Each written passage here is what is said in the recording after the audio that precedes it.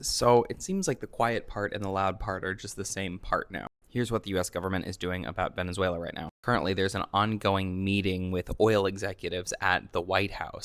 It includes ExxonMobil, Chevron, and ConocoPhillips. We don't know everything, but what has been stated is that the United States will act as the administrator of Venezuela in the meantime while oil companies move in to pump oil. Backgrounding this was an additional strike on Venezuela, and since then, both countries have agreed to reopen ties. Of course, stuff like this always has regional fallout, so let's take a look. Peru supported a democratic transition of power. Meanwhile, Colombia decided to enact its refugee displacement program. This is a reinforcement of the border between Venezuela and Colombia in order to deal with the outflows of refugees coming from Venezuela. But there's a couple of other things that we have to remember here. One is that refugee flows always lead to opportunism for paramilitary groups. In the case of Colombia, this would be the ELN and the FARC.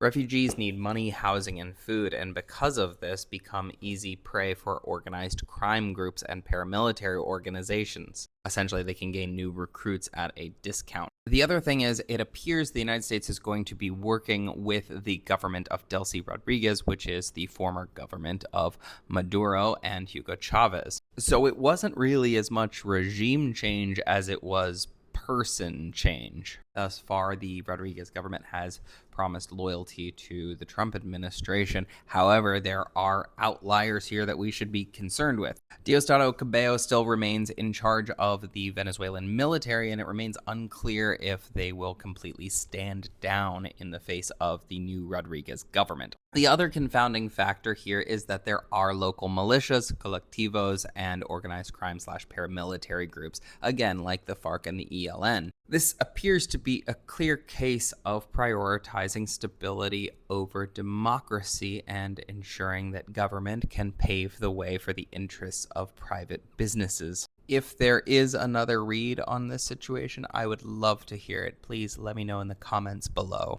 Also, please share.